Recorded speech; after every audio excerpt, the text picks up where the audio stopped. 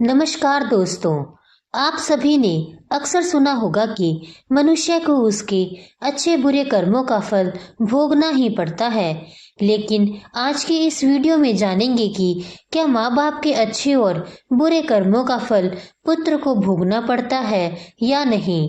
आज की वीडियो बहुत ही महत्वपूर्ण और ज्ञानवर्धक होने वाली है, तो कृपया वीडियो को अंत तक जरूर देखें। एक दिन माता पार्वती भगवान शिव के पास आती है और कहती है, हे स्वामी, कुछ दिनों से मेरे मन में एक प्रश्न उमड़ रहा है और इस बात को सोच के मैं अत्यंत ही दुविधा में हूँ। कृपया करके मेरे इस प्रश्न का उत्तर दीजिए। ऐसा सुनकर भगवान भोलेनाथ मुस्कुराए और बोले, हे देवी, आप मुझे अपना प्रश्न बताएं। मैं अवश्य ही आपकी दुविधा का समाधान करूंगा। तब माता पार्वती भगवान शिव से कहती है, हे स्वामी, क्या माता पिता के अच्छे और बुरे कर्मों का फल उनकी संतान को भोगना पड़ता है। तभी भगवान शिव ने कहा, हे देवी, माता पिता के अच्छे कर्मों का फल उनकी संतान को अवश्य ही भोगना पड़ता है। साथ ही बुरे कर्मों का फल भी उनकी संतान को अवश्य ही भोगना पड़ता है। आज मैं आपको एक प्राचीन कथा सुनाता हूँ, जिसे सुनने के बाद आपको पता चल जाएगा कि कैसे माता पिता के अच्छे और बुरे कर्मों का फल उनकी संतान को मिलता है और उन्हें भोगना भी पड़ता है। फिर भगवान शिव माता पार्वती से कहते हैं, हे देवी, अगर आप सच में इस बात को जानने की उत्सुकता रखती हैं, तो इस कथा को पूरा सुनिएगा। कृपया बीच में सो मत जाइएगा। तब माता पार्वती कहती है, हे स्वामी, मैं अवश्य ही आपकी बातों को ध्यान से सुनूंगी। कृपया आप कथा सुनाना शुरू कीजिए। तब भगवान शिव ने कथा को सुनाना आरंभ करते हैं और कहते हैं, हे देवी, प्राचीन समय की बात है। एक गांव में एक बहुत ही गरीब आदमी अपनी पत्नी के साथ रहता था। किसी तरह से मेहनत मजदूरी करके अपने घर का पालन पोषण करता था। उसे मजदूरी में दिन भर काम करने के बाद 100 रुपए मिलते थे। उसमें से वह 50 रुपए रोजाना दान करता था और 50 रुपए में अपने परिवार का पालन पोषण करता था। इस प्रकार कुछ समय बीतने के बाद उनके घर में एक लड़के का जन्म हुआ। उस गरीब आदमी के परिवार में अब कुल 3 सदस्य हो गए थे, दोनों पति पत्नी और एक लड़का। इसलिए अब धीरे धीरे उनके पालन पोषण में उस आदमी को समस्या होने लगी, क्योंकि इधर दिन प्रतिदिन महंगाई बढ़ती जा रही थी।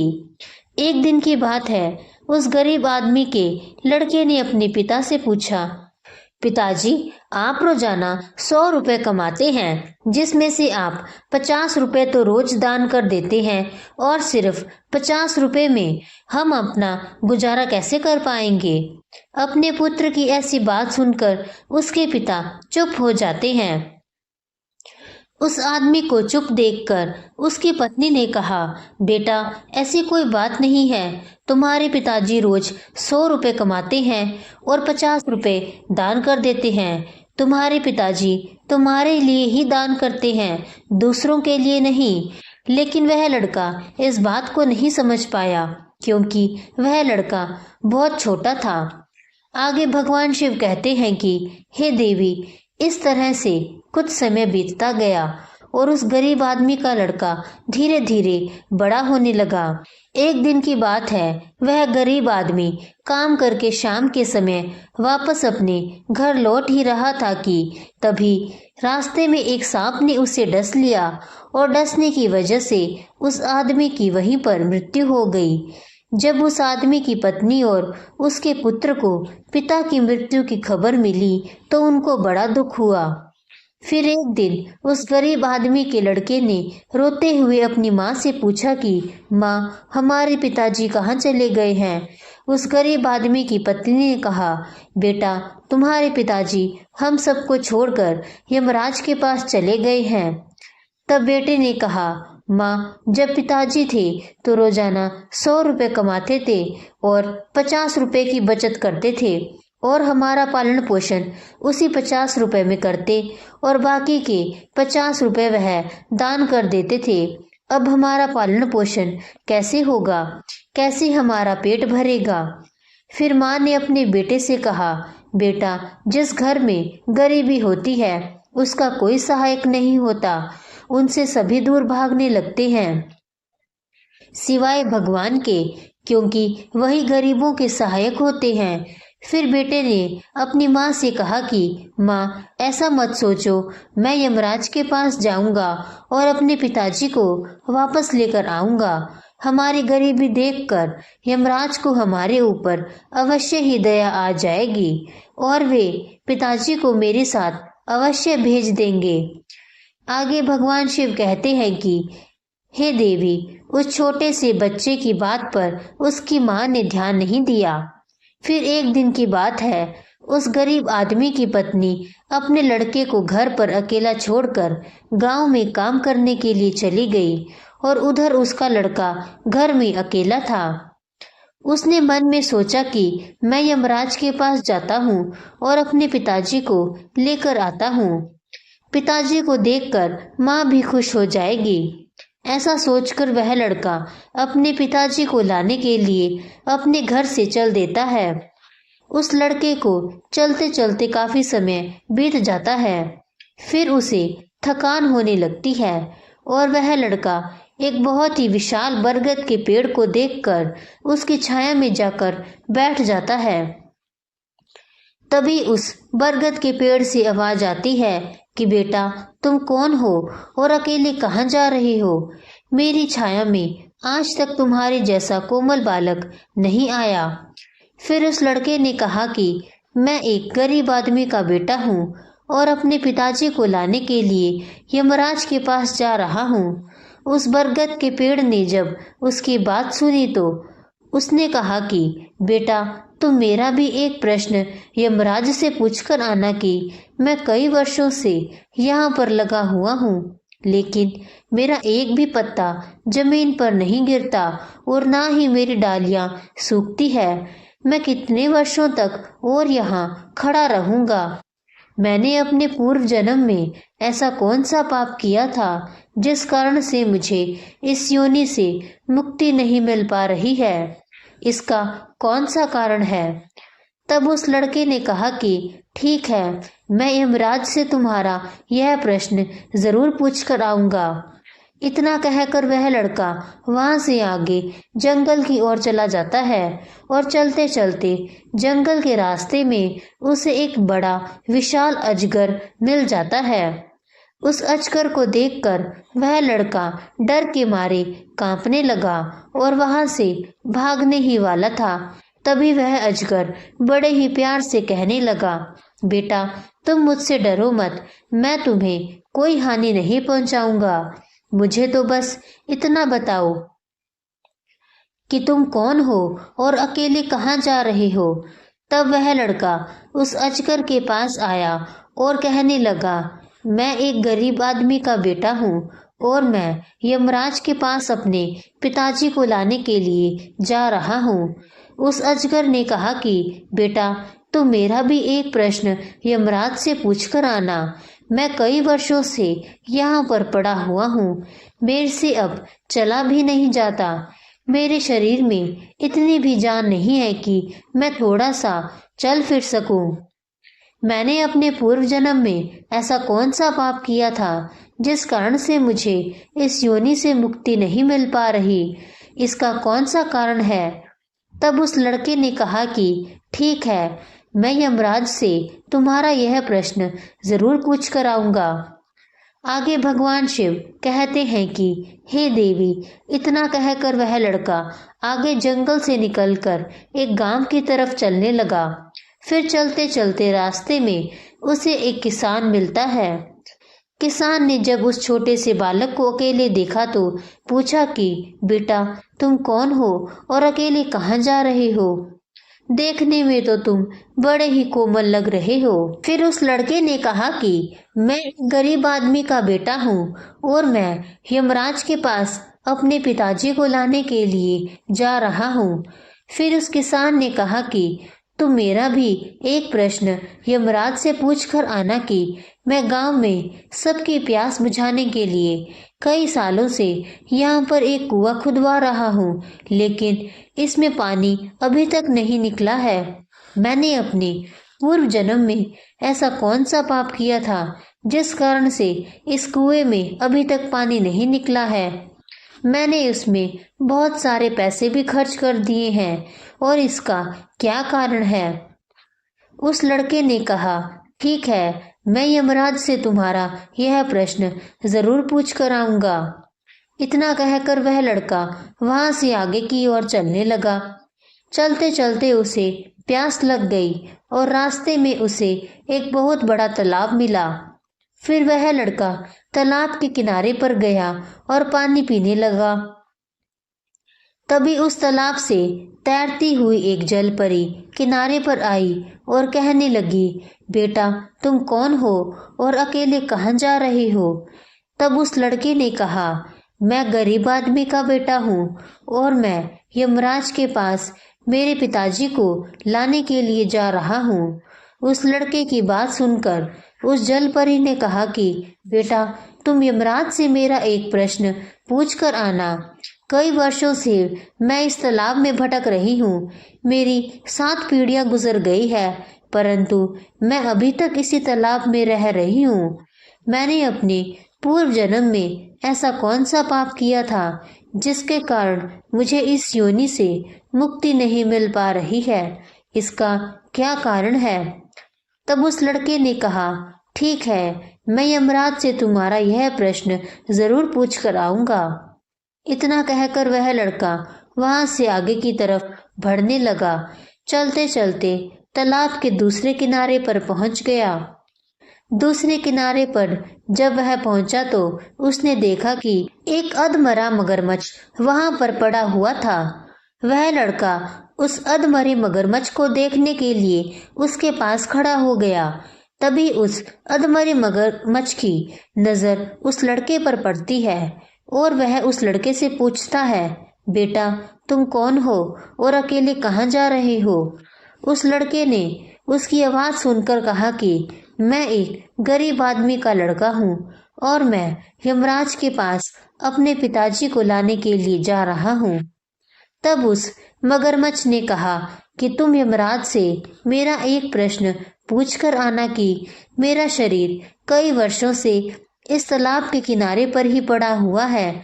कभी पानी की लहर आती है तो मेरा शरीर तालाब के अंदर चला जाता है और पानी की लहर से ही वापस बाहर निकलकर किनारे पर आ जाता है। ना तो मेरा शरीर गलता है और ना ही सड़ता है। इतने सालों से जैसे का तैसा ही है। मैंने अपने पूर्व जन्म में ऐसा कौन सा पाप किया था जिसके कारण मुझे इस शरीर से मुक्ति नहीं मिल पा रही है और इसका क्या कारण है। उस लड़के ने कहा, ठीक है, मैं यमराज से तुम्हारा यह प्रश्न जरूर पूछ कर आऊंगा। भगवान शिव को कथा सुनाते हुए काफी देर हो गई थी, इसलिए वे माता पार्वती से पूछते हैं, हे देवी आप कथा सुनकर थक तो नहीं गई है ना। तब माता पार्वती कहती है, हे स्वामी, जब तक आप पूरी कथा नहीं सुना देते तब तक मैं यहीं बैठी रहूंगी। मुझे इस कथा को पूरी सुनने की इच्छा है। कृपया आप कथा को जारी रखिए। तब भगवान शिव कहते हैं, हे देवी। इतना कहकर वह लड़का वहां से चलने लगा और वहां से चलते चलते यमराज के पास पहुंच गया और वहां पहुंचकर यमराज को प्रणाम किया और हाथ जोड़कर कहने लगा, हे यमराज, मेरे पिताजी कहाँ पर हैं और आप उन्हें अपने साथ क्यों ले गए। क्या आपको पता है, जब मेरे पिताजी घर पर हमारे साथ रहते थे तो वे रोजाना 100 रुपए कमाते थे, जिसमें से 50 रुपए तो दान कर देते थे और सिर्फ 50 रुपए में ही हम लोगों का पालन पोषण करते थे। लेकिन अब मेरे पिताजी घर पर नहीं हैं तो मैं और मेरी माँ भूखे मर रहे हैं। आप उन्हें जल्दी से मेरे साथ हमारे घर पर भेज दीजिए। फिर यमराज ने उस लड़के की बात सुनकर कहा, ठीक है, मैं तुम्हारे पिताजी को घर पर भेज दूंगा। पहले तुम यहाँ पर बैठो। यमराज ने उस लड़के को अपने पास में बिठाया और उसको भोजन करवाया। भोजन करवाने के बाद पूछा कि तुम्हें और क्या चाहिए। फिर उस लड़के को रास्ते में जो जो मिले थे उनके प्रश्न यमराज से पूछने लगा। यमराज ने उन सभी के प्रश्नों का उत्तर दिया और कहा कि बेटा, तुम जाते समय उन सब के प्रश्नों का उत्तर बताते हुए घर जाना। फिर यमराज ने कहा कि बेटा, तुम अपने घर पर जाओ, तुम्हारी माँ तुम्हारा इंतजार कर रही है। तुम्हारे पिताजी तुम्हारे घर पर पहुंच जाएंगे। फिर वह लड़का यमराज को प्रणाम करके वहां से वापस अपने घर के लिए चलने लगा। चलते चलते रास्ते में सबसे पहले वही अधमरा मगरमच्छ मिला जो तालाब के किनारे पर पड़ा हुआ था। उस लड़के को देखकर वह मगरमच्छ कहने लगा, बेटा, क्या तुमने यमराज से मेरा प्रश्न पूछा था? तब उस लड़के ने कहा, हाँ, मैंने यमराज से तुम्हारा प्रश्न पूछा था। यमराज ने कहा कि तुम पहले बहुत बड़े विद्वान थे, परंतु तुमने किसी को भी अपना ज्ञान नहीं बताया। जब तुम अधमरे पड़े हो तो वह ज्ञान तुम्हारे अंदर ही अंदर खोल रहा है।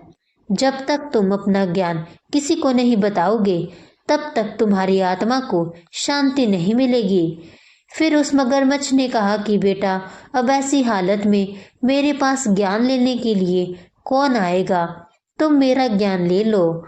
फिर उसने उस लड़के को जितना भी उसके पास ज्ञान था वह सारा ज्ञान उस लड़के को दे दिया और ज्ञान देने के तुरंत बाद ही उसकी आत्मा को मोक्ष की प्राप्ति हो गई। फिर वह लड़का आगे चल पड़ा। चलते चलते तालाब के दूसरे किनारे पर उसे वही जलपरी मिली। लड़के को देखकर जलपरी ने कहा कि बेटा, क्या तुमने यमराज से मेरा प्रश्न पूछा था? उस लड़के ने कहा, हाँ, यमराज से मैंने तुम्हारा प्रश्न पूछा था। उन्होंने कहा है कि तुम्हारे अंदर अमृत है। जब तक तुम इस अमृत को किसी को नहीं दोगी, तब तक तुम ऐसे ही तड़पती रहोगी। तब जलपरी कहती है कि बेटा, अब कौन मुझसे अमृत लेने आएगा? तुम ही मेरा अमृत ले लो। फिर उस जलपरी ने अपना सारा अमृत उस लड़के को दे दिया और अमृत देते ही उस जलपरी की आत्मा को मोक्ष की प्राप्ति हो गई। इसी तरह से वह लड़का वहां से आगे बढ़ने लगा। फिर चलते चलते रास्ते में उसे वही किसान मिला जो अपने गांव के लिए कुआं खुदवा रहा था। उस किसान ने जैसे ही उस लड़के को देखा तो बड़े प्रेम से पूछने लगा कि बेटा, क्या तुमने यमराज से मेरा प्रश्न पूछा था? उस लड़के ने कहा, हाँ, पूछा था। यमराज ने कहा कि आपके घर में एक कन्या कुंवारी बैठी हुई है। जब तक आप उस लड़की का विवाह नहीं करोगे और कन्यादान नहीं करोगे, तब तक कुएं में से पानी नहीं निकलेगा। पहले जो आपका कर्म है उसे पूरा करो। जो ईश्वर ने आपको दायित्व सौंपा है उस पर ध्यान दो। इसलिए पहले आप कन्यादान करो, उसके बाद फिर से कुएं को खुदवाओ। फिर उस किसान ने कहा कि मैं अपनी लड़की के लिए लड़का कहाँ ढूंढने के लिए जाऊंगा? तुम मुझे बहुत ही सीधे साधे स्वभाव के दिख रहे हो और सुंदर भी हो और देखने में बहुत ही अच्छे लग रहे हो। इसलिए बेटा, तुम ही मेरी लड़की से विवाह कर लो। लड़का शादी के लिए मान जाता है। फिर उस किसान ने अपनी लड़की का विवाह उस लड़के के साथ कर दिया। फिर किसान ने अपनी लड़की को बहुत सारा धन देकर विदा कर दिया। फिर वह लड़का आगे की ओर चल पड़ा। चलते चलते रास्ते में उसे वही जंगल मिला जहां उसे अजगर मिला था। लड़के को देखकर उस अजगर ने पूछा कि बेटा, क्या तुमने यमराज से मेरा प्रश्न पूछा था? तब उस लड़के ने कहा कि हाँ, पूछा था। यमराज ने कहा है कि तुमने जो एक बार नागमणि चुराई थी उसे तुमने किसी को भी नहीं दिया और ना ही तुमने उस नागमणि से किसी का भला किया। तुम्हारे तो वो नागमणि कोई काम की भी नहीं है। इसलिए तुम्हारे पास जो नागमणि है, जब तक तुम उस नागमणि का दान नहीं करोगे, तब तक तुम्हारा शरीर ऐसे ही बना रहेगा। फिर उस अजगर ने कहा कि बेटा, मैं ये नागमणि किसको दूंगा? इस नागमणि को तुम ही ले लो। फिर उस अजगर ने वह नागमणि उस लड़के को दे दी। नागमणि देते ही उस अजगर की आत्मा को मोक्ष की प्राप्ति हो गई। इस तरह से वह लड़का अपनी पत्नी को लेकर फिर आगे चलने लगा। फिर चलते चलते रास्ते में उसे वही विशाल बरगद का पेड़ मिला जिसकी छाया में उसने विश्राम किया था। लड़के को सामने देखकर उसने पूछा कि बेटा, क्या तुमने यमराज से मेरा प्रश्न पूछा था? उसने कहा, हाँ पूछा था। यमराज ने कहा कि पूर्व जन्म में तुम्हारा काम स्कूल में बच्चों को शिक्षा देना था। तुम्हारा पद एक गुरु का था, परंतु तुमने अपने पद का सही इस्तेमाल नहीं किया। तुम शिक्षा देने के बदले में छोटे छोटे बच्चों से अपना काम करवाते थे और उन्हें अच्छी तरह से शिक्षा नहीं देते थे। तुम पूर्व जन्म में बहुत बड़े विद्वान थे, परंतु तुमने उन बच्चों को शिक्षा नहीं दी। उन्हीं बच्चों के श्राप के कारण तुम हिलडुल नहीं सकते। तुम्हारे अंदर जो ज्ञान भरा हुआ है उसे किसी को दे दो, इसके बाद में तुम्हें मोक्ष की प्राप्ति होगी। उस लड़के की बात सुनकर उस बरगद के पेड़ ने कहा कि बेटा, अब मुझसे ज्ञान लेने कौन आएगा? तुम ही मेरा सारा ज्ञान ले लो। फिर उस बरगद के पेड़ ने उस लड़के को अपना जितना भी ज्ञान था सब दे दिया। जैसे ही उस बरगद के पेड़ ने उस लड़के को अपना ज्ञान दिया तो उसकी भी आत्मा को शांति मिल गई और वह उस पेड़ की योनि से मुक्त हो गया। अब वह लड़का अपनी पत्नी के साथ चलते चलते अपने घर पहुंच गया। जब वह लड़का अपने घर पर पहुंचा तो उस लड़के की माँ उसको देखकर बड़ी खुश हुई और कहने लगी कि बेटा, तुम कहाँ पर चले गए थे और यह लड़की तुम्हारे साथ में कौन है? फिर उस लड़के ने जो भी उसके साथ घटनाएं घटी थी वह सब कुछ अपनी माँ को बता देता है। आगे भगवान शिव कहते हैं कि हे देवी, अब उस लड़के को ज्ञान हो चुका था कि उसके पिताजी वापस नहीं आ सकते हैं। अब उनकी मुक्ति हो चुकी है। उसके पिताजी ने जो दान धर्म किया था उसका फल उस लड़के को यमराज ने दे दिया। इस प्रकार से भगवान शिव ने माता पार्वती को बताया कि माता पिता के अच्छे और बुरे कर्मों का फल उनकी औलाद को कैसे प्राप्त होता है और पूर्व जन्म के कर्मों का फल व्यक्ति को कैसे मिलता है और कैसे उनके पिता द्वारा किए गए पाप और पुण्य कर्म भी उनके बच्चों को मिलते हैं। तो दोस्तों, आपको यह आज की कहानी कैसी लगी कमेंट्स में ज़रूर बताएं और इस वीडियो को लाइक करें, सबके साथ शेयर करें और इस चैनल को सब्सक्राइब ज़रूर कीजिएगा। धन्यवाद।